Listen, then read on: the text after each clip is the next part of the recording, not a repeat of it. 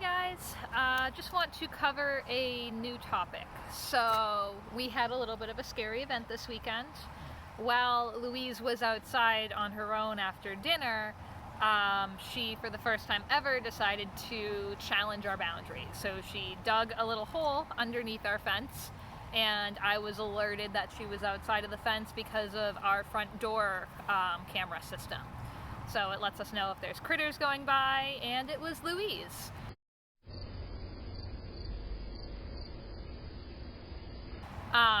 Recap on Louise: very, very feral dog. Lived in the woods for months before she came to us, and then she lived behind someone's couch for another 6 months after she came to us. She's made a ton of progress since then. We can actually take her into stores. She's doing really well. She's met a couple of new people. She's quite fond of my in-laws. Her confidence is way up. But she's the only dog who I have who I am not quite certain would come back. So I wanted to cover how to get your dog back if something happens. There's a little bit of preventative here, so I will be making another video on recall that will come out after this. But besides recall, preventative measures that you can take before your dog runs off: if you know that your dog doesn't have a good recall, it's always a good idea to have him on a leash, or at the very least a long line. So a long line's like an extendable, extra long leash. You could also do a flexi lead, but long lines you can have 10, 20, 30, even 50-foot long lines, so your dog can still have freedom, but they're still attached to you. So if you're not sure about your dog, it's really nice to have that, especially if you want to go for a hike.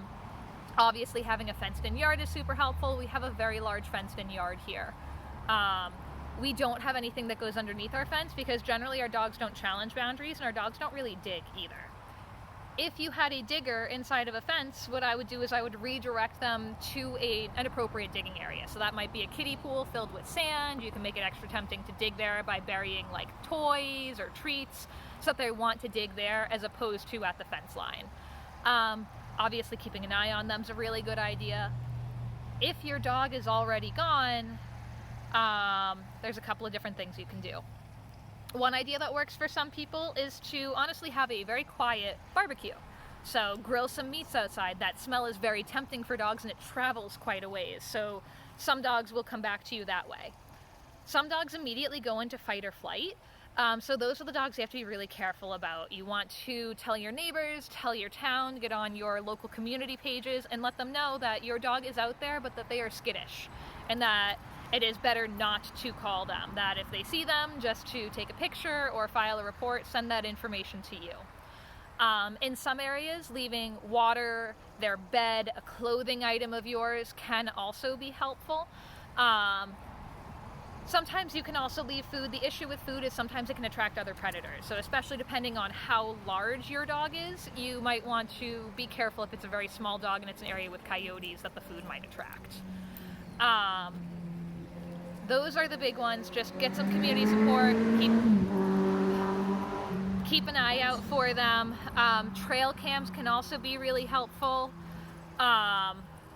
You can also potentially set up traps for the dog. The thing to be careful with traps is if it doesn't work, it can make dogs a lot more skittish.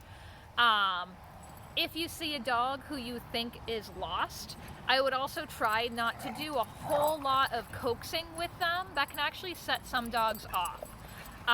So just the act of coaxing them, that's a lot of kind of social pressure for them. So instead I would just very quietly toss food to them because it takes some of the pressure off and it makes it a little bit less stressful for the dog. Even if you have to do that for a couple of days, you'll gain the dog's trust until they're potentially more willing to follow you.